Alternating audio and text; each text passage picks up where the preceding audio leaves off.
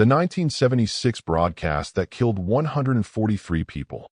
On November 12, 1976, a Soviet radio station aired 117 seconds of sound so dangerous, it was immediately classified as a sonic weapon. Of the 2,000 people who heard it live, 143 died within hours. The engineer who leaked this recording was found with his eardrums shredded. Tonight, you'll hear why. The black screen lingered. The low-frequency hum, a subtle, unnerving thrum that seemed to vibrate deep within the bones rather than merely caress the ear. It was a promise of dread, a prelude to an unraveling. The narrator's whisper, sharp and conspiratorial, faded, leaving behind a silence pregnant with unspoken horrors. And then, the silence broke, not with a bang, but with the mundane click of a microphone switch and the warm, slightly tinny strains of a popular Soviet estrada song. The clock on the wall of Studio 3 at Radio Ekaterinburg showed 9:16 p.m. Anatoly Volkov, his face pale and drawn under the harsh fluorescent lights, adjusted his headphones. He wasn't the on-air talent. He was a senior broadcast engineer, a man who understood the intricate dance of frequencies and amplitudes better than he understood the politics that increasingly seeped into every corner of Soviet life. Tonight, however, his understanding felt like a curse. His younger colleague, Boris Petrov, a fresh-faced enthusiast still enamored with the perceived glamour of radio, was spinning the records. Boris hummed along to the melody, his fingers tapping a jaunty rhythm on the console. Almost time for the news roundup, Anatoly. Then just the late-night poetry hour, and we can finally get some kasha. Anatoly didn't respond. His gaze was fixed on a secondary input monitor, one usually dormant during the music programs. A single, ominous red light glowed beside it, a recent addition to the panel, installed by technicians who weren't part of their usual station crew. They had been quiet, grim-faced men in nondescript dark suits, their work shrouded in curt, uninformative directives. Special government broadcast, they'd said. Priority override. Do not interfere. Anatoly, Boris prompted, noticing his colleague's rigid posture. You all right? You look like you've seen a ghost. Just tired, Boris. Long week. Anatoly forced a thin smile. His stomach churned. He knew, with a certainty that chilled him to his core, that this was no ordinary government broadcast. For weeks, whispers had slithered through the more secretive corridors of the State Committee for Television and Radio Broadcasting. Whispers of Project Whisper, of sonic experiments, of frequencies that could do more than just carry music. He dismissed them as paranoid fantasy. Until now. Until the red light. The instructions had been delivered that afternoon in a sealed envelope, marked with a crimson stamp he'd never seen before. At 21:18 precisely, you will ensure input channel 7 is live. The primary broadcast feed will be automatically overridden for a duration of 117 seconds. No action is required on your part beyond monitoring signal integrity. Any deviation from these instructions will be met with the severest consequences.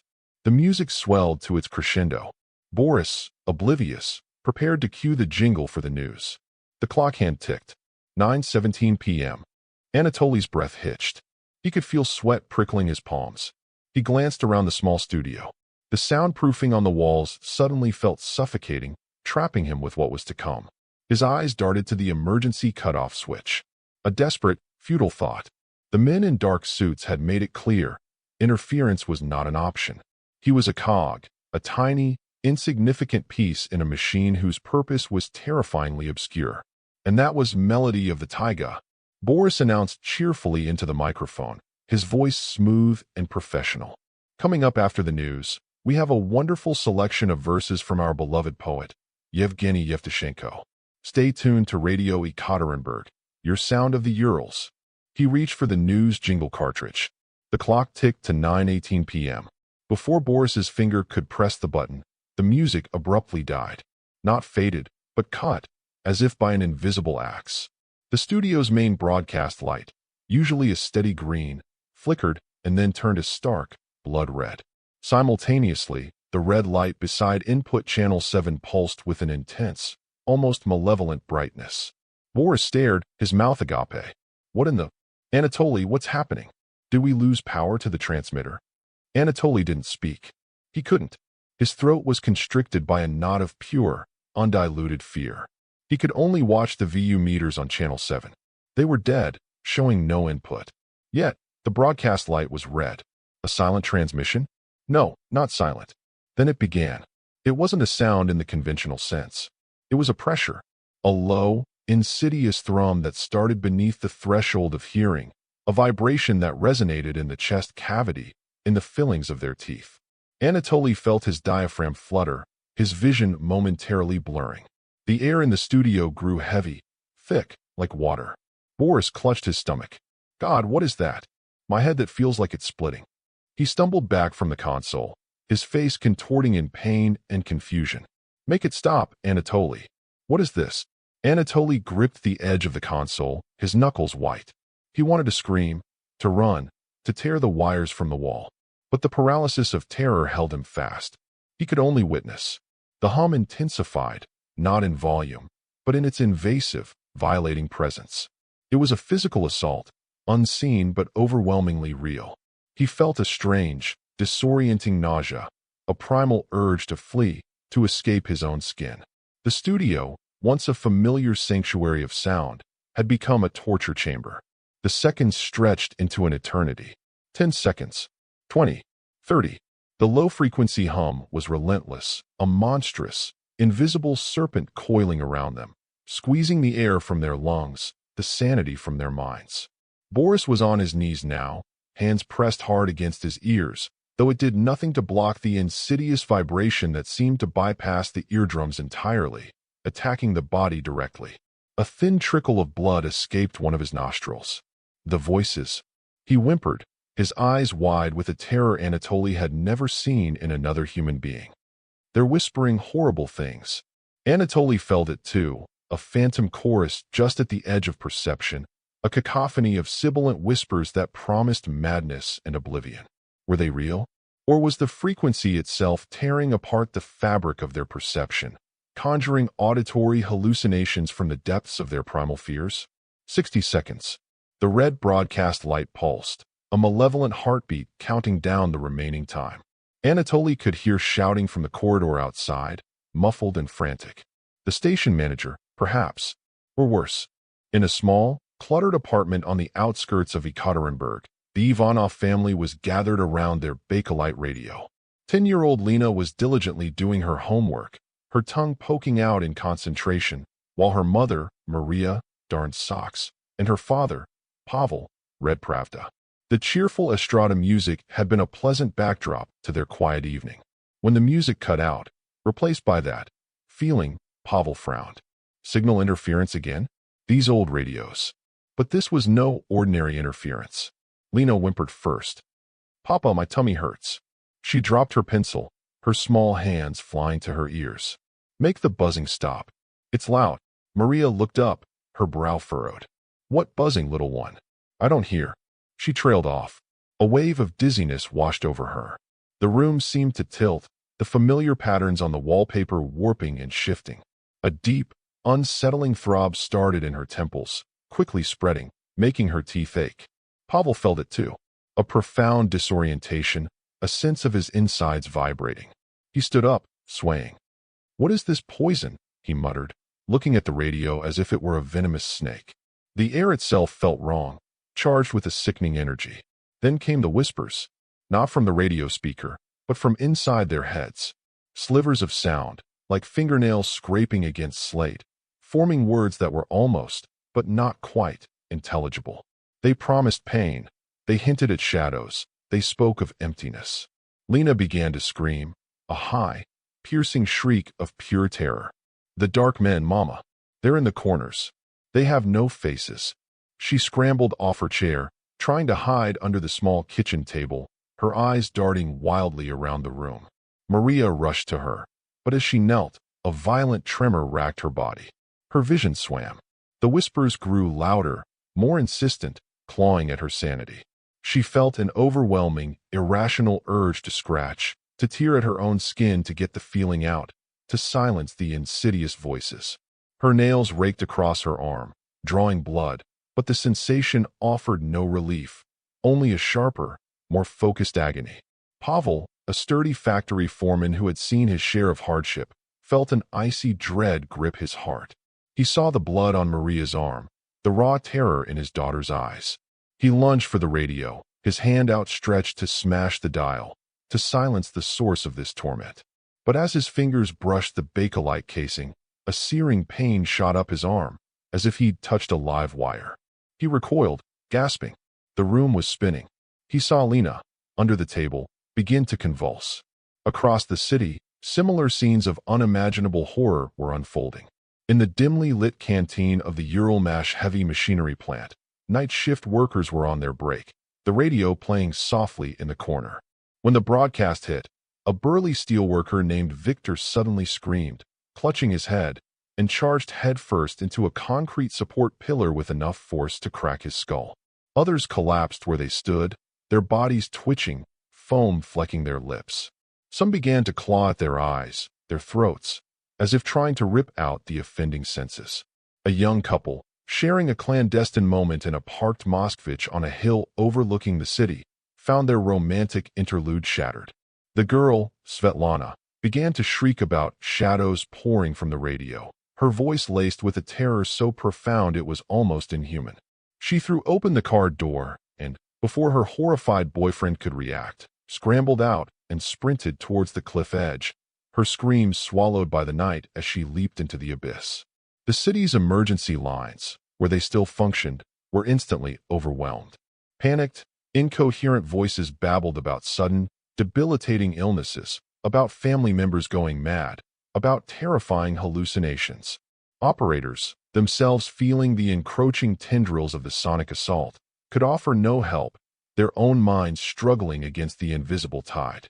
Back in Studio 3, the 117 seconds felt like a lifetime of torment. Anatoly watched, helpless, as Boris writhed on the floor, his nose now gushing blood, his whimpers devolving into incoherent, animalistic sounds.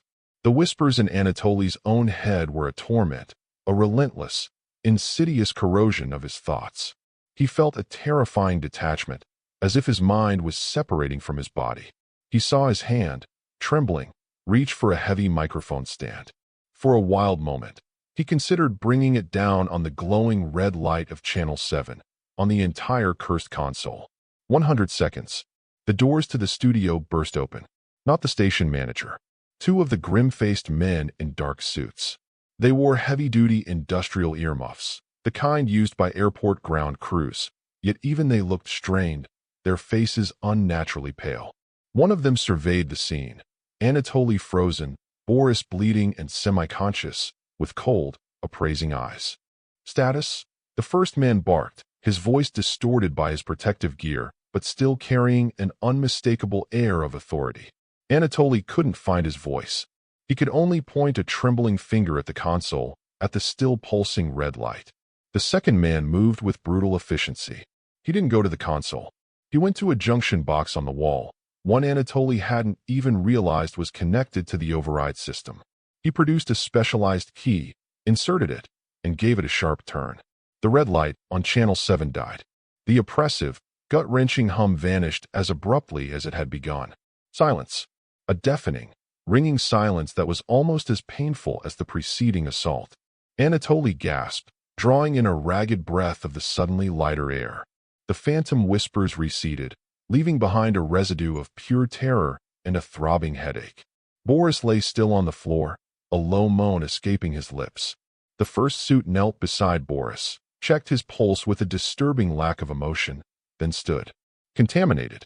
Secure him. He then turned his gaze to Anatoly, and it was like being pinned by shards of ice. Engineer Volkov, you will come with us. Now. There was no room for argument. The man's hand rested near the bulge of a holstered pistol under his jacket. Anatoly, his legs shaking, his mind reeling, could only nod. As they frog-marched him out of the studio, he saw other men, similarly attired, moving through the station, their faces grim, their movements precise and purposeful. The local station staff were being rounded up, their faces a mixture of confusion, fear, and dawning comprehension. The corridors of Radio Ekaterinburg, usually bustling with the creative chaos of broadcasting, were now a scene of hushed, militaristic control. Anatoly heard a snippet of a hushed conversation between two of the dark-suited men as they passed the station director's office, where the director himself was being forcefully restrained. Entire neighborhoods are dark. Comas, the initial reports say. Hundreds, maybe thousands affected. The Kremlin is already in lockdown. This wasn't supposed to escalate like this. Project Whisper was a targeted experiment, not this. Something went catastrophically wrong with the modulation, or the amplification. The chief directorate is apoplectic. Project Whisper. The name resonated in Anatoly's mind, a death knell. He had been a fool to think the whispers were just paranoia. This was real. This was a weapon. And it had just been unleashed on his city, on his people. As he was led out into the cold November night, the distant wail of sirens was a mournful chorus. The air still felt tainted. The silence still held the ghost of that unholy frequency. They pushed him into the back of an unmarked black Volga. The door slammed shut with a sound of grim finality. The narrator's earlier words echoed in his mind. Declassified documents reveal this was no accident. Project Whisper had been testing infrasound weapons since 1968. But something went wrong that night. Something had gone terribly, catastrophically wrong. The scale of it was only just beginning to reveal itself. The broadcast hadn't just inflicted temporary incapacitation, as perhaps some cold-blooded military strategist had theorized. It hadn't just caused temporary madness. It killed. And for those who survived the initial onslaught, it left something else. Something insidious that festered in the quiet darkness of their minds. Days later, in a sterile, windowless room deep within a KGB facility, a trembling, hollow-eyed woman named Anya Petrova, a textile worker who had been listening to the radio while mending her children's clothes, spoke to a tape recorder. Her voice, when it finally came, was a dry, rasping whisper, almost identical to the AI-generated voice that would, years later, recount her testimony to the world. Anya Petrova, voice shaking, filled with unutterable dread, the music, it stopped. Then the feeling, like my bones were trying to escape my skin. And the whispers, they weren't words at first, just shapes of sound. Then I saw them. Her breath hitched, a sob catching in her throat. In the room with me. So tall. They had no faces. Just smooth, like polished stone in the dark. They were standing by the window, even though it was closed. And then in my bedroom, by the children's cots. She paused, swallowing hard. The unseen interrogator remained silent, letting the horror unfurl at its own pace. They weren't looking at me. Anya continued, her voice barely audible. More like, through me. And they whispered numbers. Not in Russian. I don't know what language. Just numbers. One after another. A sequence. I tried to block them out, but they were inside my head. She began to weep then, quiet, desolate sobs. My little Misha. He woke up screaming. He saw them too. He pointed. And then I started to say the numbers back. I don't know why. I couldn't stop myself. It was like they were pulling them from me. Her hand went to her nose, a phantom gesture. As soon as I said the first one, my nose started bleeding. So much blood. And the figures, they seemed to lean closer, as if they were pleased. Anya Petrova was not unique. Across Ekaterinburg, in makeshift hospital wards and hastily converted public buildings, hundreds of survivors recounted near-identical experiences. The tall, faceless figures. The whispered, alien numbers. The inexplicable physical reactions when those numbers were uttered. It was a mass hallucination, perhaps, induced by the trauma of the sonic assault. That was the official, internal explanation, the one that allowed the men in charge to sleep, however fitfully. But for those who had seen the faceless entities, for those who felt the numbers still echoing in the silent chambers of their minds, it was no hallucination. It was a terrifying new reality, a glimpse into a darkness that Project Whisper, in its arrogant pursuit of power, had inadvertently, or perhaps purposefully, brushed against. The broadcast had lasted only 117 seconds. But its echoes, its chilling repercussions, were just beginning. The city of Ekaterinburg was shrouded in a fear more profound than any it had known during the Great War. An invisible enemy had struck, leaving death, madness, and a terrifying, shared nightmare in its wake. And the numbers, those cryptic, whispered numbers, hung in the air like a spectral question mark, a terrifying prelude to an answer no one was prepared to hear. The true horror of what went wrong was not just the body count, but the chilling consistency of the survivors' visions, hinting that the sonic weapon had torn more than just eardrums. It had torn a veil. The black Volga carrying Anatoly Volkov sped through the eerily quiet streets of Ekaterinburg, its engine a low growl in the oppressive silence. The distant sirens had faded, replaced by an unnerving stillness, as if the city itself was holding its breath, paralyzed by the unseen horror that had swept through it. Anatoly, wedged between two of the stone-faced men in dark suits, felt a cold dread seeping into his bones, a dread far deeper than the immediate fear for his own safety. He had been a party, however unwilling, to an atrocity. The weight of it pressed down on him, suffocating. Project Whisper. The name was a brand on his conscience. Days bled into a nightmarish week within the sterile confines of a KGB interrogation block, a place that officially didn't exist. The questions were relentless, repetitive, delivered in a monotone by a rotating cast of interrogators whose eyes held no flicker of human empathy. They wanted to know what he knew about Project Whisper, about any anomalies he'd noticed, about any conversations he'd had, any suspicions he'd harbored. Anatoly, still haunted by the memory of Boris's bloodied face and the phantom whispers that had clawed at his own sanity during those 117 seconds, told them what little he knew, the truth. He was an engineer, following orders. He described the unusual installation of Channel 7, the sealed instructions, the palpable, sickening force of the broadcast. He spoke of Boris's sudden agony, the blood, the terrifying mention of voices. Voices. Major Viktor Orlov, his current interrogator, a man whose face seemed carved from granite, leaned forward. His voice was deceptively soft, a silken threat. What kind of voices, Engineer Volkov? Anatoly swallowed, the air in the small, windowless room thick and stale. He said, they were whispering horrible things. I felt something too. A pressure. Disorientation. But Boris, he seemed to hear distinct words. And you? You heard nothing specific. Orlov's eyes narrowed. No messages. No numbers. Numbers. The words sent a fresh chill down Anatoly's spine. He remembered Anya Petrova's recorded testimony, a fragment he'd overheard during his initial processing, her voice trembling as she spoke of faceless figures and whispered numerical sequences. No, Major. Nothing like that. Just an overwhelming sense of dread. A feeling of violation. Orlov made a note. Your colleague, Boris Petrov, did not survive his exposure. His preliminary medical report is perplexing. Severe cerebral hemorrhaging. But also, his auditory nerves appear catastrophically damaged, as if exposed to a sound beyond physical tolerance. Anatoly closed his eyes. Boris, so young, so full of life. Another casualty of this monstrous project. The frequency, Major. It wasn't just sound. It was a force. Indeed, Orlov said, his lips curving into a mirthless smile. A force the state is keen to understand and to control. Your cooperation is noted, Engineer Volkov. For now, you will be remanded to a secure facility. For your own protection, of course. Protection? Anatoly's voice was hollow. Or quarantine? Orlov's smile didn't waver. Details, Engineer. Mere details.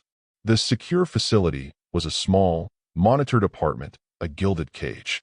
He was given books, bland food, and the constant, unnerving presence of 2 guards stationed outside his door.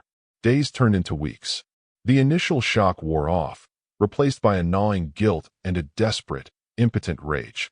He thought of the Ivanov family, of little Lena screaming about faceless men. He thought of the steelworker, Viktor, and the young Svetlana plunging into the abyss. He thought of the hundreds, perhaps thousands, whose lives had been shattered or extinguished. And he thought of the tape. During the chaos in Studio 3, in that brief window after the override signal had been cut, and before the dark-suited men had fully secured the room, Anatoly's training, his engineer's instinct, had kicked in. While one man was checking on Boris and the other was at the junction box, Anatoly, moving with a desperate, almost unconscious precision, had ejected the master reel-to-reel tape from the auxiliary recording deck, the one that automatically logged all priority override signals. It was a bulky 7-inch reel. In the dim light, With his heart hammering against his ribs, he'd slipped it into his oversized satchel, the one he always carried, filled with schematics and tools. It was an act of pure, unthinking impulse, a reflex born of a sudden, overwhelming conviction that this horror needed a witness beyond the sanitized reports of men like Orloff. The interrogators had searched his person, his home, but they hadn't thought to meticulously search his work satchel amidst the initial roundup, deeming its contents technical and irrelevant once he was in their custody. Or perhaps, in their arrogance, they simply hadn't considered an engineer capable of such audacity. The tape was his terrible secret, a ticking bomb. He knew what they would do. They would bury it, classify it, deny it. Project Whisper would continue, refined, perhaps, but its monstrous potential undiminished.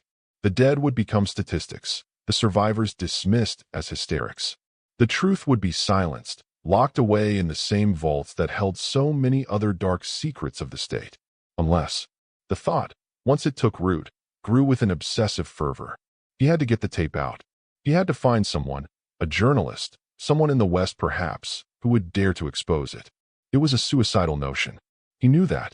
But the alternative, to live with the silence, with the knowledge of those 117 seconds of orchestrated hell, was a different kind of death. His protectors were lax in one regard. They allowed him access to certain approved newspapers and, crucially, to blank paper and pens, ostensibly for recreational drawing or technical notations, should he remember anything further. He began to plan, meticulously, his mind, trained in the logic of circuits and signals, now applying itself to a far more dangerous schematic. His only potential contact with the outside world was the weekly change of guards. One of the younger ones, a corporal named Sasha, seemed less hardened than the others, sometimes humming tunes from the very radio station Anatoly had worked at. A long shot. A terrifying gamble.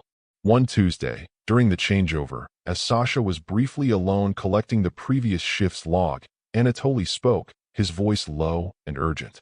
"Corporal, I need a small favor. A matter of personal effects." Sasha looked startled, his eyes darting towards the door. "Engineer Volkov, you know I cannot." "It's nothing forbidden," Anatoly lied, his heart pounding. "Just a letter. To my sister. She worries. It contains only family news. If you could post it discreetly, there would be a token of my gratitude." He gestured towards a small, intricately carved wooden bird he'd been whittling, a skill learned from his father. It was the only thing of value he had. Sasha hesitated. His gaze fell on the bird. He had a younger sister too, he'd once mentioned, who loved such trinkets. "A letter, you say?" "Only family news." "Only family news," Anatoly confirmed, his face a mask of earnest sincerity. After a long moment, Sasha gave a curt nod. "Leave it on the table. I will see what can be done." The letter was a marvel of coded desperation. Interspersed within innocuous lines about his health and well wishes to his fictional sister were instructions. He used a simple book cipher, referencing page numbers, line numbers, and word counts from a tattered copy of Pushkin's poems they'd allowed him. The message was for a man named Alexei Kuznetsov, a former colleague, a dissident journalist who had been forced underground years ago, but whom Anatoly knew, through hushed whispers and carefully cultivated contacts from his past, might still have connections to Western press agencies. The letter detailed a dead-drop location for the tape, beneath a loose cobblestone behind the old Church of All Saints, to be retrieved at a specific time, 3 days hence. The next 3 days were an agony of suspense. Had Sasha posted it? Had Kuznetsov received it? Was he still alive, still free? Or was this all a prelude to a much harsher interrogation, a much darker fate? On the appointed night, a fierce blizzard swept through Ekaterinburg, a churning vortex of snow and wind that rattled the windows of Anatoly's apartment. Under the cover of the storm, feigning illness, he managed to retrieve the tape from its hiding place, a hollowed-out section in the leg of his writing desk. His hands trembled as he wrapped the reel in oilcloth, then in several layers of newspaper. His chance came during the late-night guard check. One of his current guards, a brutish sergeant named Grushchenko, was particularly fond of strong tea. Anatoly had hoarded his sugar rations, and that evening he'd offered to brew a pot, lacing Grushchenko's cup with a crushed sedative he painstakingly accumulated from the mild sleeping pills occasionally provided by the facility doctor for his anxiety.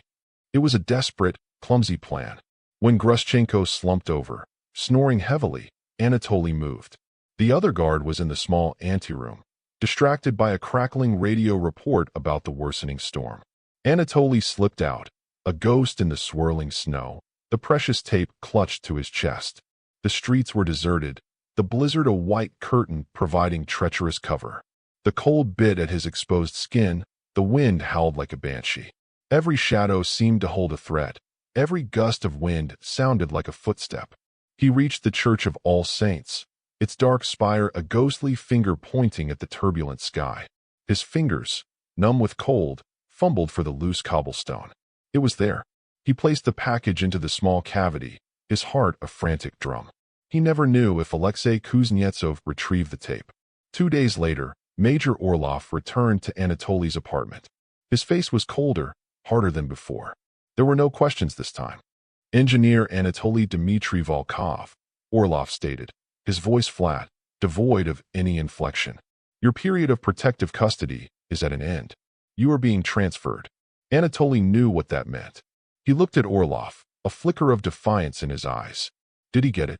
Orlov's lips tightened. Your concern for state secrets is misplaced. He gestured to the 2 new guards, larger, more menacing than any before. Escort him.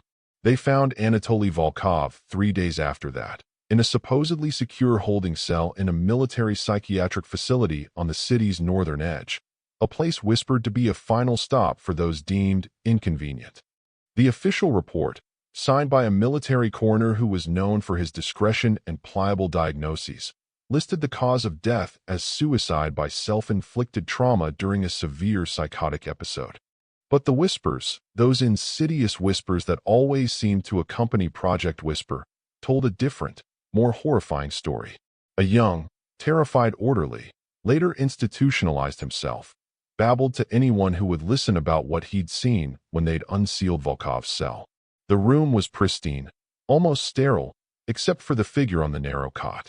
Volkov's eyes were wide open, staring at the ceiling with an expression of unimaginable horror. That wasn't the worst of it. The coroner's official report, the one eventually leaked alongside the very tape Anatoly had died to protect, listed 2 chilling, physically irreconcilable details that screamed of something far beyond a simple suicide. His eardrums, the clinical text read, showed evidence of acute, explosive vaporization, consistent with exposure to extreme sonic pressure originating from within the cranial cavity. Vaporized.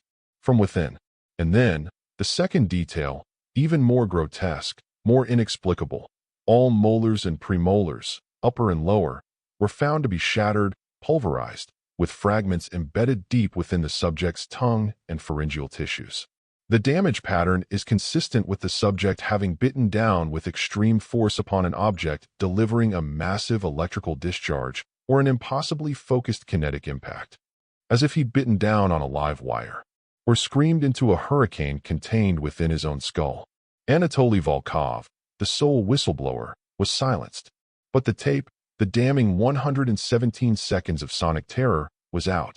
A journalist, whose name would never be publicly known, had indeed retrieved it from beneath the cobblestone, guided by Kuznetsov's desperate, fading network.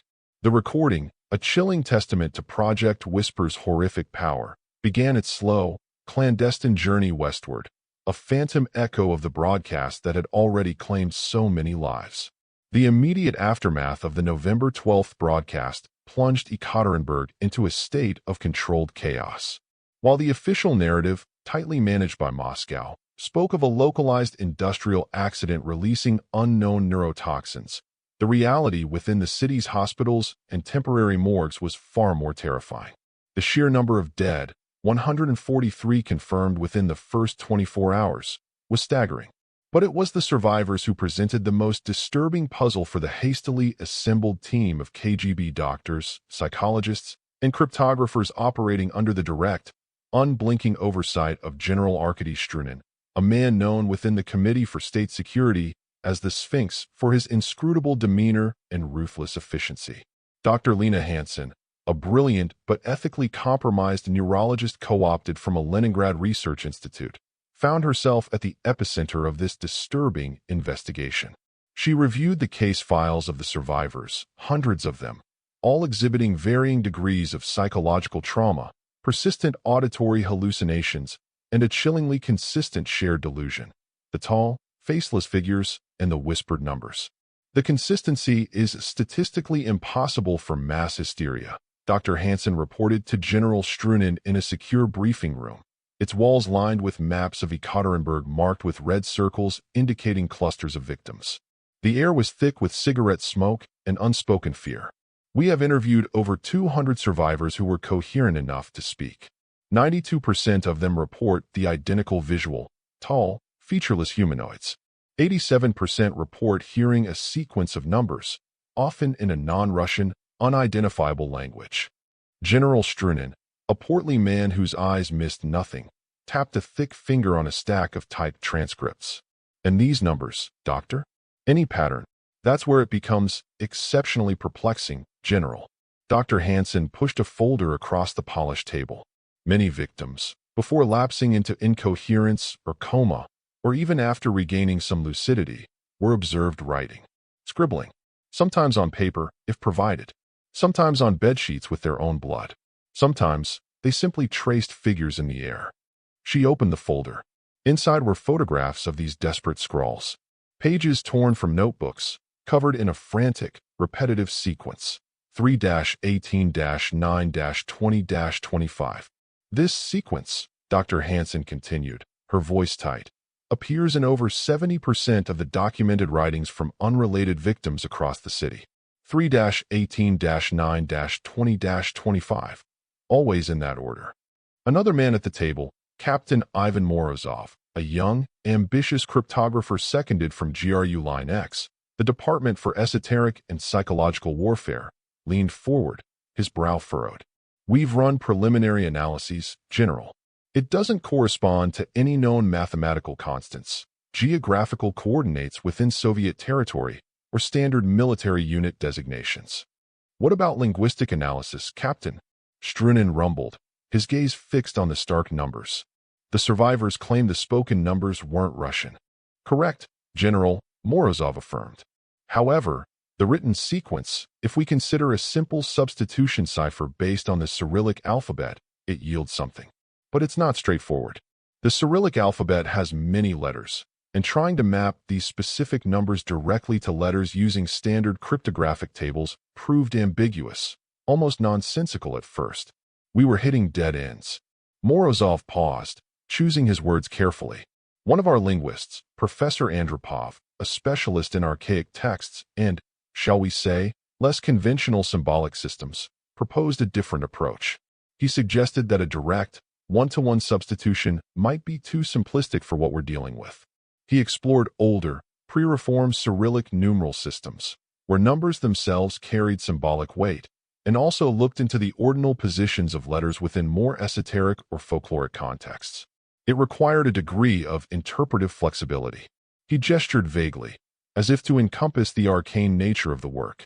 Professor Andropov, by considering these less direct, more symbolic connections, how certain numbers might phonetically or visually evoke specific Cyrillic characters, or how their positions in older alphabetic orders might be relevant, managed to assemble a potential reading. It's a theory, of course, one that relies on a rather fluid interpretation of numerological traditions within some obscure Slavic folklore. Proceed, Captain, Strunin ordered, his voice impatient, though a new intensity gleamed in his eyes. After much deliberation and cross-referencing these unconventional frameworks, Morozov continued. Professor Andropov arrived at a three-letter word.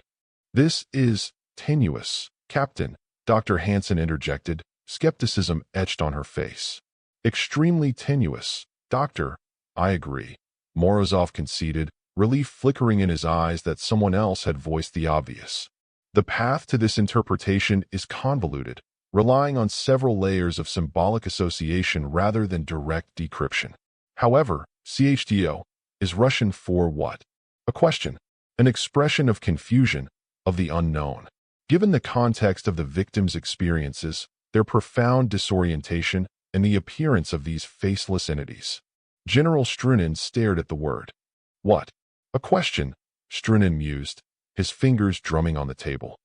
The weapon asks a question of its victims, or it imprints a question onto their consciousness. He looked at Dr. Hansen. And these faceless figures? What do your psychological profiles suggest? Archetypes of the unknown, perhaps, Hansen offered. Authority figures stripped of identity. The other. The numbers, if they are indeed CHTO, could be the mind's attempt to rationalize an experience that defies all known sensory and cognitive frameworks. The broadcast didn't just attack the body, General. It seems to have targeted the very structure of perception, of meaning.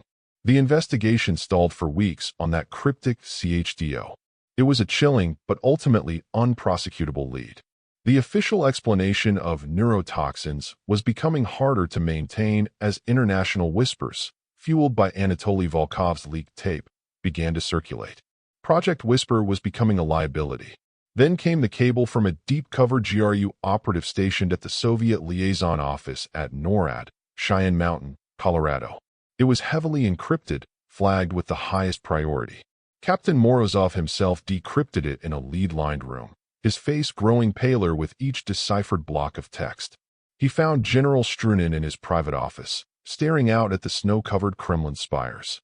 "General," Morozov said, his voice barely a whisper, his hand trembling as he held out the flimsy printout. "You need to see this. From our source in Nevada. Groom Lake Facility. Sector 4. Strunin took the cable. His eyes scanned the brief, terrifying message. Top secret. Eyes only. Directorate S.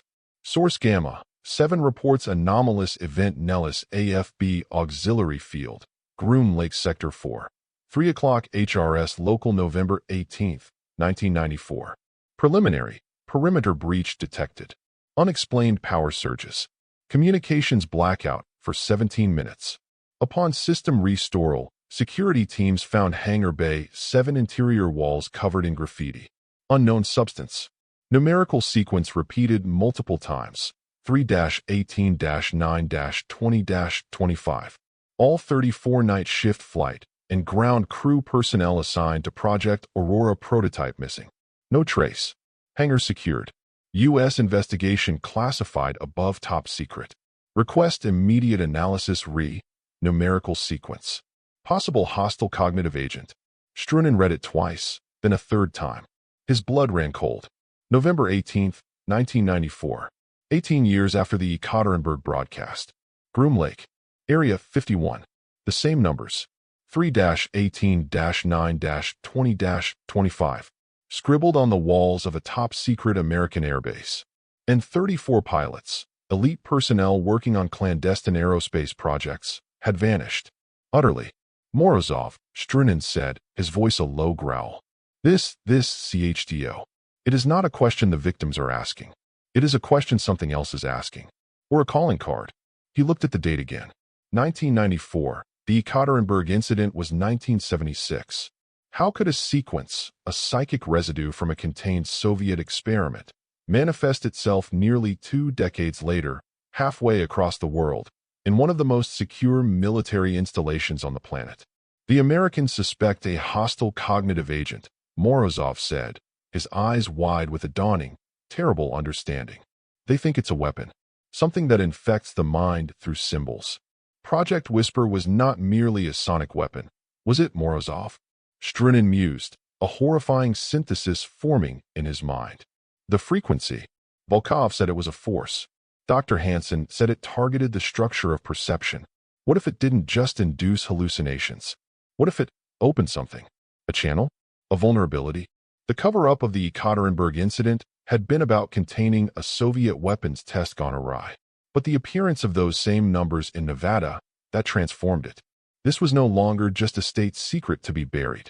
This was something far more sinister, something that transcended borders, ideologies, and perhaps even conventional understanding of reality. The real horror, Strunin realized, was not that a Soviet broadcast had killed 143 of its own citizens. The real horror was that those 117 seconds might have been a key, turning a lock on a door that should have remained forever closed. And now, something was looking back through the keyhole, its gaze falling upon a Nevada airbase, leaving behind a cryptic question scrawled in numbers. What? The implications were terrifying. The cover-up had just become infinitely more critical and infinitely more complex. For if the numbers could travel, if the influence could spread, then Project Whisper had unleashed a contagion of the mind, a silent, numerical plague, and the world was utterly unprepared. General Strunen's blood ran cold. The cryptic numbers 3-18-9-20-25, once a localized Soviet horror, had resurfaced 18 years later, scrawled on the walls of a top-secret American facility at Groom Lake, heralding the vanishing of 34 personnel. The chilling implication was clear. Project Whisper hadn't just been a sonic weapon. It had been a key, unlocking something that defied borders, time, and conventional understanding. The Ekaterinburg broadcast was not an isolated incident. It was the genesis of a creeping, cognitive contagion. The iron curtain of silence that had descended around the 1976 event had, it seemed, only contained the immediate physical aftermath. The idea, the numerical sequence, the very essence of CHDO had breached containment. For years, the truth remained buried deep within the most secret archives of two superpowers, a shared, unspoken dread. The leaked Volkov tape circulated in the darkest corners of intelligence communities, a ghost story whispered among spies, its veracity debated, its full implications too terrifying to contemplate. But secrets, like water, always find a way to the surface. The year is 2002.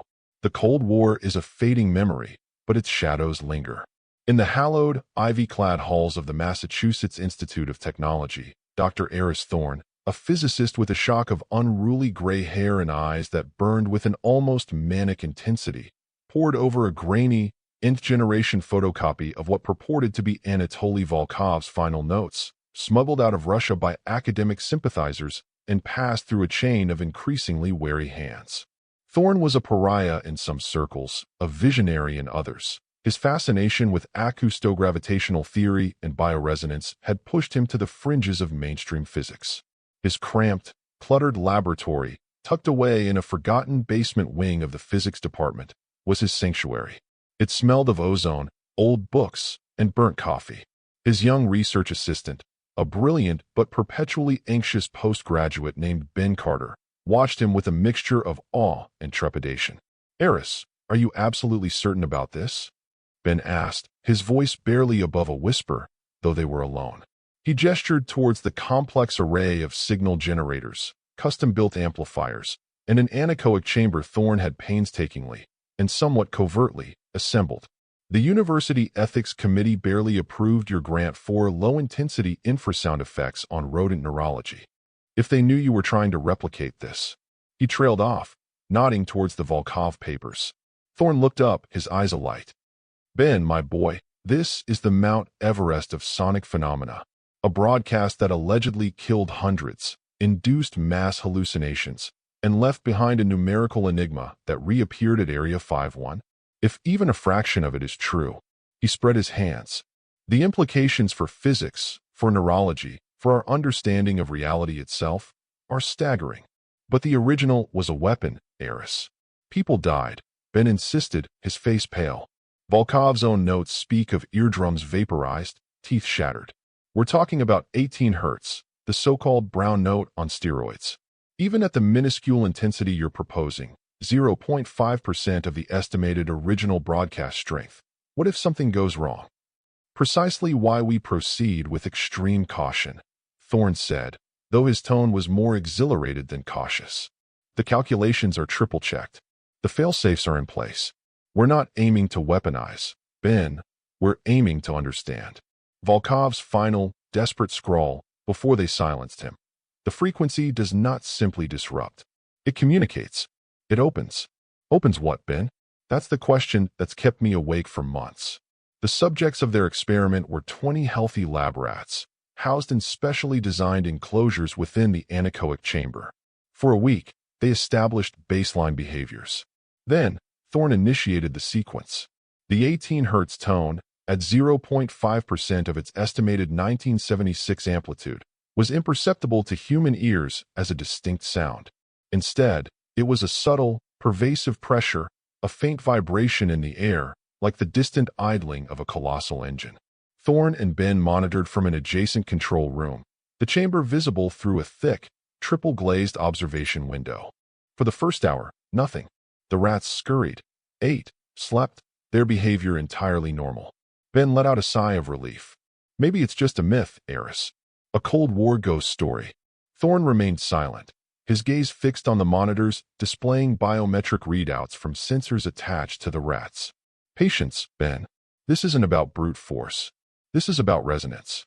A whisper, not a shout. It was midway through the second hour when Ben first noticed it. Eris, look at Rat Alpha 3. One of the larger rats, previously asleep in a corner, had awoken. It sat motionless for a long moment, its whiskers twitching. Then, with a strange, deliberate slowness, it began to nudge pieces of its cedar bedding. Not randomly, but with a focused intent. It pushed one piece, then another, aligning them.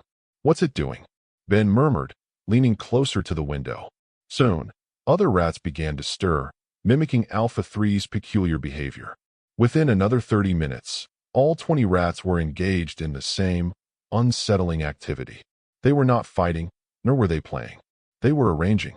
They meticulously moved every loose item in their enclosures, bedding, food pellets, even their own droppings, into distinct, almost perfect circles, each rat in its own enclosure, creating identical patterns.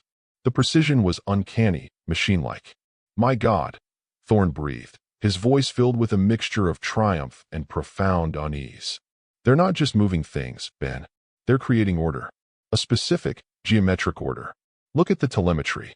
The rats' heart rates were slightly elevated, but there were no overt signs of distress.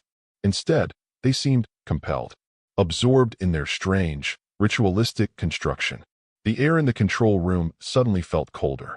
The subtle thrum of the 18 Hz frequency, which they had almost forgotten, now seemed to carry a new, sinister implication. This isn't neurology, Eris, Ben said, his voice shaking. This is something else. This is what Volkov meant. It's not just harming them. It's influencing them, directing them. Thorne was already scribbling furiously in his notebook. The resonance isn't just biological. It's informational. It's imprinting a pattern. But why circles? What is the significance of the circle? They continued the experiment for another 6 hours. The rats maintained their circles, occasionally adjusting a stray piece of bedding with an obsessive precision. When the frequency was finally deactivated, the rats gradually ceased their activity, sniffed at their handiwork, and then, as if a spell had been broken, resumed their normal behaviors, though they pointedly avoided disturbing the circles they had made. Thorne was ecstatic, terrified, and galvanized. We have to publish, Ben. This is monumental. His elation was short-lived.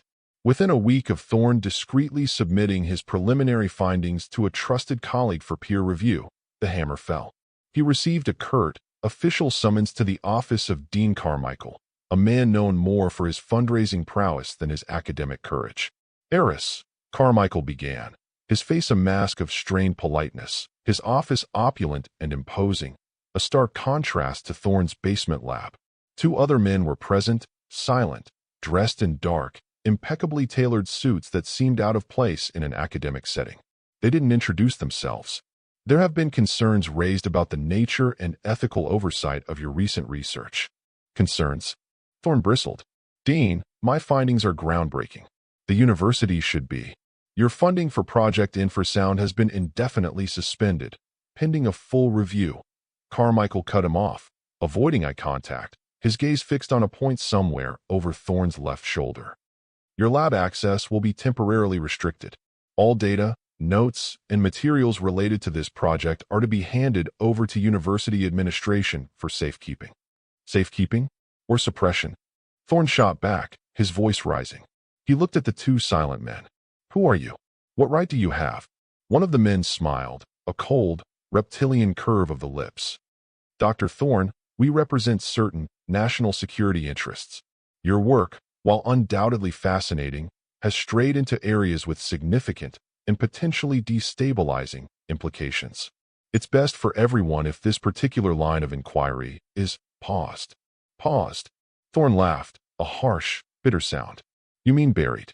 Just like they tried to bury Volkov. Don't you understand what this means? This frequency, it's a key. It interacts with consciousness, with reality itself, in ways we can't even begin to imagine.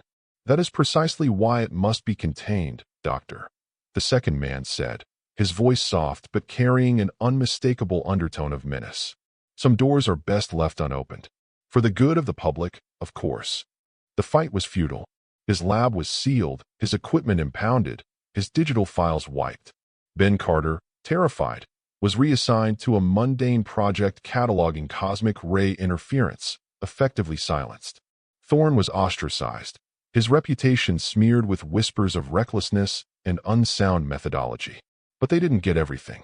Thorn, anticipating such a move, had kept a separate, handwritten journal filled with his raw data, his frantic speculations, his growing dread. One night, fueled by coffee and a desperate sense of urgency, he made a final entry before stashing the journal in a safety deposit box under an assumed name. They don't understand. Or perhaps they understand all too well. The 18 Hz signal, even at this infinitesimal strength, doesn't just harm or influence. It resonates with something fundamental, something latent. It's not a weapon that destroys, it's a signal that awakens. It opens something. A pathway? A perception? I don't know. But the circles, the damned, perfect circles, they are a message. Or a symptom. God help us if someone ever broadcasts the original signal at full strength again. It doesn't just open something in the mind. I'm convinced now, it opens something out there. 17 years later, the internet was a global consciousness, a chaotic repository of information, misinformation, and forgotten secrets. Anatoly Volkov's story, the Ekaterinburg incident, and even garbled accounts of Thorn's suppressed MIT experiment had become fodder for conspiracy forums and late-night YouTube channels specializing in the bizarre and unexplained. Static Signal 117 was one such channel, run by a charismatic, 20-something amateur investigator named Kai. From his cluttered bedroom studio, surrounded by glowing monitors and energy drink cans, Kai delved into forbidden knowledge, his broadcasts a mix of genuine curiosity, showmanship, and a youthful disregard for consequence. He had a modest but dedicated following. One evening, Kai announced a special live stream. "All right, my Signal Corps," he began, his face illuminated by the webcam, a mischievous glint in his eyes.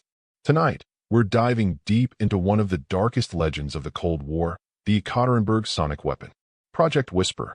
And I've got something special, a supposedly leaked and digitally reconstructed audio file. Just a few seconds. They say this is the sound that killed 143 people. They say it drove men mad. They say it opens something." His live chat immediately exploded with a mixture of excitement, skepticism, and nervous jokes. User, Truth Seeker 99. OMGKI don't do it. User, Logic Boy. It's just infrasound, people. Your subwoofers make it. Chill. User, Spooky Mulder. My body is ready. Now, disclaimer. Kai continued, holding up his hands. This is probably just a creepy sound effect someone cooked up. But the legend is too juicy to ignore. I'm going to play 11 seconds of it. Just 11. For the culture. For science. Headphones on, people. Or maybe headphones off. He grinned. He cued the audio file. A low, almost subaudible thrum began to emanate from his speakers, the same insidious pressure that had filled Thorn's lab, that had once terrorized an entire Soviet city. It was a digital echo, an imperfect reconstruction, yet it carried a sliver of the original's malevolent potential. 11 seconds. The first reports trickled into the live chat almost immediately. User, Watcher in the dark. Dude, my TV just turned on by itself. WTF. User, Pixel Pusher. LOL, nice try, Kai. My TV's off, wait. No, it's on. Static. What the actual? Kai initially laughed it off. Nice try, guys. You're not going to spook me that easily. But the reports kept flooding in, faster and more frantic. User, Screaming Eagle. All my Alexa devices just said, "We are listening" at the same time. I'm not joking, Kai. User, Glitchy. My smart lights are freaking out. Strobing. User, Nyarlathotep_fan. The numbers, Kai. I heard numbers in the static. Like whispering. Kai's smile faltered. His own studio lights flickered erratically. A high-pitched whine started emanating from his main monitor. Okay, that's a little weird," he stammered, his bravado evaporating. "Power surge, maybe? User, Truth Seeker 99. Ki stop the broadcast. Please. My parents are screaming downstairs. Their TV is showing faces. User, Logic Boy. This isn't funny anymore. My phone just dialed 911 on its own. Disconnecting." Panic began to ripple through the chat. The digital thrum from Kai's speakers seemed to intensify, the air in his small room growing heavy, charged. He reached for the mouse to stop the audio file, but his computer froze, the cursor unresponsive. The audio player showed the seconds ticking by, 9:10. On the 11th second, as the file was supposed to end, Kai's webcam image distorted into a horrifying mosaic of pixels, then went black. The audio cut out. The live stream abruptly terminated. For his thousands of viewers, their screens simply read, "This stream has ended." Within minutes, attempts to find an archive of the stream were fruitless. The video was gone. Not just unlisted, but deleted. Erased from the platform's servers with a speed and totality that defied normal content moderation. Kai's entire channel, Static Signal 117, vanished without a trace. His social media accounts went dark. For days, forums and subreddits buzzed with speculation and fear. What had happened to Kai? Had it been a prank? A hack? Or had he, like Thorn, like Volkov, brushed too close to a forbidden truth? Viewers shared their own unsettling experiences from those 11 seconds. TVs turning on to pure, roaring static, smart devices whispering incoherent phrases, a lingering sense of dread of being watched. Some reported fleeting glimpses of tall, shadowy figures in the periphery of their vision, just as the Ekaterinburg survivors had. The digital echo of the 1976 broadcast, however faint, however brief, had demonstrated that the phenomenon was still active, still capable of reaching out, of touching minds, of manipulating the very fabric of the increasingly interconnected world. The opening that Thorn had theorized about wasn't just a metaphor. It was a vulnerability in the code of reality itself. And the silence that followed Kai's disappearance was a chilling reminder that the forces dedicated to keeping that door closed, or at least to controlling who possessed the key, were still very much at work, their methods evolving with the times, from KGB interrogations and academic suppression to the swift, silent censorship of the digital age. The forbidden frequency was not to be trifled with. Its secrets were still lethally potent. The digital ghost of Kai's Static Signal 117 channel, and the chilling, synchronized anomalies reported by his viewers during those 11 seconds of reconstructed audio, served as a stark, modern testament to the enduring, insidious power of the Ekaterinburg frequency. Dr. Eris Thorn's suppressed research, his notes about an opening, and the unsettling, geometric precision of his lab rats, all pointed to a phenomenon that transcended mere sonics. It was a key, a signal, a whisper from an unknown abyss. And some, like the unseen forces that had silenced Volkov, Thorn, and Kai, were still desperately trying to keep that door bolted shut. But other doors, once opened, refused to close. Other secrets, once glimpsed, demand to be known. The air in the cramped, subterranean room was thick with the metallic tang of ozone from overworked servers and the cloying sweetness of stale coffee. Julian Vance, his face illuminated by the cold glow of multiple monitors, ran a trembling hand through his already disheveled hair. His eyes, bloodshot and intense, darted across lines of code, decrypted communiques, and grainy satellite images. This was his digital bunker, a ghost location scrubbed from every known database, his last sanctuary before he unleashed what he believed to be the most dangerous truth of the 21st century. Beside him, Sarah Holloway, a former signals intelligence analyst whose conscience had outweighed her loyalty oath, meticulously checked the integrity of a heavily encrypted audio file. Its designation, Whisper _ and censored _ master _ 1976. The original Volkov tape, digitized, cleaned, but terrifyingly intact. The final diagnostic is clean, Julian, Sarah said, her voice low, betraying none of the tremor that ran through her hands. No degradation. It's pure. All 117 seconds of it. God help us. Julian nodded, his gaze fixed on a different screen, a scanned fragment of a heavily redacted KGB medical file. And Subject 12.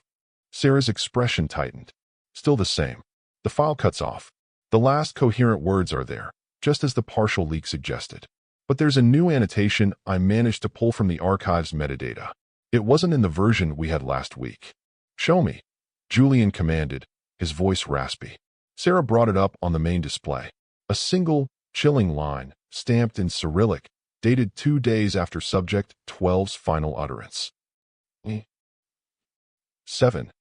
Julian translated under his breath. Audio protocol complete. Subject demonstrated total cognitive fusion. Recommendation: immediate termination of all related audio engineering projects. Liquidate personnel with access level volume 7 and higher. He looked at Sarah, a grim understanding passing between them. Termination of all audio engineers. They weren't just worried about leaks, were they? They were worried about infection, contagion through sound itself. Cognitive fusion, Sarah repeated, her voice barely a whisper. What does that even mean, Julian? Fusion with what? With the signal? With whatever the signal opens. Julian gestured to the other document, the one that had haunted his waking hours and stalked his nightmares for months. The testimony of Subject 12, a Ekaterinburg survivor, one of the few who hadn't immediately succumbed to death or a catatonic state, but had instead lingered for days in a state of terrifying, articulate lucidity before dissolving. Let's go over it again, Julian said, though he knew every word by heart. The official transcript, before the redactions, before the final annotation. Sarah cued another file. A synthesized voice, cold and clinical, read the translated Russian. Subject 12, female, age 37, name Ludmila Sokolova. Initial exposure symptoms consistent with group gamma, severe nausea, auditory hallucinations, temporary paralysis. Unlike others, Subject 12 regained full speech capabilities within 48 hours. She exhibited unusual calmness. A pause. Then, the synthesized voice shifted, taking on a faint, eerie cadence, an attempt to mimic what the interrogators must have heard. Interrogator: Ludmila, can you describe what you heard during the event? Subject 12, Ludmila heard? No, not heard. It was a retuning. The world bent. The air became numbers. Interrogator: numbers? Like the sequence 3-18-9-20-25 that others have reported? Subject 12, Ludmila, that is the key. The little key for the little door. But I saw beyond the door. I saw the city. Interrogator: a city? Can you describe this city? Subject 12, Ludmila, it is not made of stone or steel. It is made of numbers. Living numbers. They shift, they flow, they build themselves into impossible architectures. It is beautiful and terrible. They are always calculating, always building, always calling. Interrogator: calling to whom, Ludmila? Subject 12, Ludmila, to those who can hear the true sound. To those who can see the equations in the static. They offer integration, a place in the grand calculation. Interrogator: and the faceless figures? Did you see them? Subject 12, Ludmila, they are the gatekeepers, the gardeners of the resonant frequencies. They are not from here. They tend to the openings. Interrogator: openings to where? Subject 12, Ludmila, no verbal response. Subject began to hum a low, complex series of atonal frequencies. Biomonitors indicated extreme neurological activity, consistent with asterisk. Consistent with what? Julian slammed his fist on the console. That's where the public version cuts off. What did the biomonitors show, Sarah? I don't know, Julian, Sarah said, her face etched with worry. The full medical annex is still locked down tighter than Fort Knox. But cognitive fusion. Total. It sounds like she wasn't just hallucinating. It sounds like her mind was being rewritten. Assimilated. A city made of numbers, Julian mused, staring into the middle distance. A grand calculation. It's not a weapon they were building, Sarah. Not just a weapon. Project Whisper. It was an attempt to map, to understand, maybe even to control a pathway to this other place. This informational dimension. And they lost control, Sarah stated flatly. The Ekaterinburg broadcast wasn't a test that went wrong. It was a test that went too right. It didn't just open a crack. It blew the damn door off its hinges for 117 seconds. A sudden, High-pitched whine emanated from one of their servers. The lights in the bunker flickered violently. What was that? Julian snapped, instantly alert. Power fluctuation, Sarah said, her fingers flying across her keyboard. Localized. Our external surge protectors kicked in.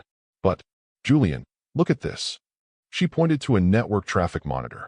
Massive data spike on the encrypted uplink. Someone's trying to brute force the firewall. And they're good. Very good. They know. Julian breathed. They know we have it. They know we're about to go live. He thought of Kai, of Thorn, of Volkov. The price of this knowledge was steep. How long can you hold them off? Minutes. Maybe. This isn't some script kiddie, Julian. This is state level. Or something that mimics it. Sarah's eyes were wide. The rumors about the 2027 Moscow Vault release. What if it's not a declassification? What if it's a data dump? A final, desperate attempt to offload this cursed knowledge before something breaks through. Or a smokescreen, Julian countered, his jaw tight. A carefully curated narrative to discredit whatever real information leaks out. Like ours. They want the world to believe it's all Cold War paranoia, easily dismissed. But this tape. He tapped the icon for whisper underscore and censored underscore master underscore 1976. This isn't a story, Sarah. This is a recording of a door creaking open and the sound of whatever lives on the other side. Another power surge, more violent this time. The main lights died, plunging them into the eerie emergency glow of backup LEDs. The server whine intensified, then abruptly cut out with a sickening pop. Main server is down. Sarah cried. They've bypassed the primary firewall. They're in our outer network. The broadcast rig. Julian scrambled towards a separate, air-gapped system in the corner, a hardened laptop connected to a dedicated, untraceable satellite uplink. Is it still isolated? It should be. I designed it that way. But if they know our general location, they don't need to, Julian said grimly. If they can disrupt the signal path, we have to do it now, Sarah. Right now, before they cut us off completely. Sarah looked at him, her face a mask of conflict. Julian, are you sure about this? The things Ludmilla said. A place in the grand calculation. What if this frequency doesn't just kill? What if it changes people? Fundamentally? What if playing this to the world, even with warnings, invites that cognitive fusion on a mass scale? What if those 3 channels that got banned after playing snippets weren't just shut down by governments, but because their staff changed? Julian gripped her shoulders, his eyes burning into hers. And what's the alternative, Sarah? Let them keep it hidden? Let them control who knows, who gets integrated? This thing, this city of numbers, it's already here, isn't it? The numbers at Groom Lake. The whispers in the static Kai's viewers heard. It's bleeding through. Humanity has a right to know what's knocking at the door, or what's already seeping under it. His voice dropped, filled with a chilling conviction. You'll want headphones for this, Sarah. Not just to protect your ears, but maybe to protect your mind, or to prepare it. Sarah stared at him for a long moment, the red emergency lights casting demonic shadows on their faces. Then, she nodded slowly. Okay, Julian, let's light the fuse and see who comes running to the explosion. She moved to a secondary console, her movements now swift and purposeful, rerouting power, establishing the final handshake with the clandestine satellite. Uplink is live. You have a window, maybe 5 minutes before they can triangulate and jam this specific band.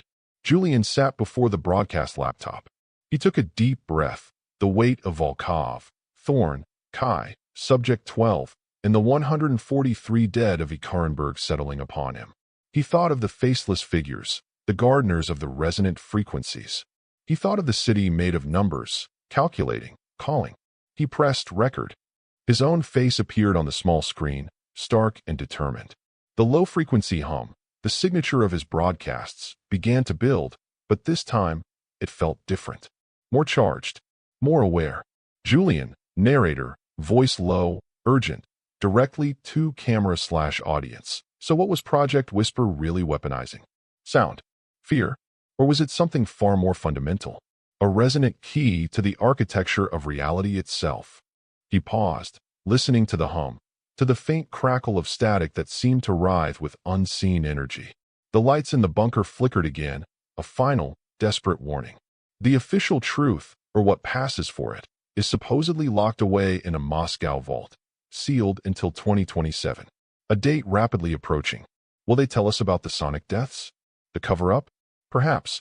But will they tell us about Subject 12? His eyes bored into the lens. One leaked document, a fragment I've risked everything to verify, hints at the terrifying answer. Before her, cognitive fusion. Subject 12 described a city made of numbers. And her final, chilling medical annotation? A recommendation that echoed through the darkest corridors of Soviet power. Recommend termination of all audio engineers. Why? Were they afraid of what those engineers had heard? Or what they might become? The static grew louder, more insistent, like voices trying to break through from an immense distance. Sarah gave him a frantic 1-minute signal. Tonight, the whispers end. The questions demand answers. For decades, governments have suppressed it. Scientists have been silenced. Witnesses have vanished. 3 broadcast channels tried to air even fragments of this recording. They were banned, their staff disappearing into the shadows, their equipment seized. But they can't erase it all. He leaned closer, his voice dropping to an intense, almost hypnotic whisper. I have the full recording. The 117 seconds that ripped a hole in the world on November 12, 1976. The uncensored Ekaterinburg tape. And next week, I'm leaking it. Every unholy, reality-bending second.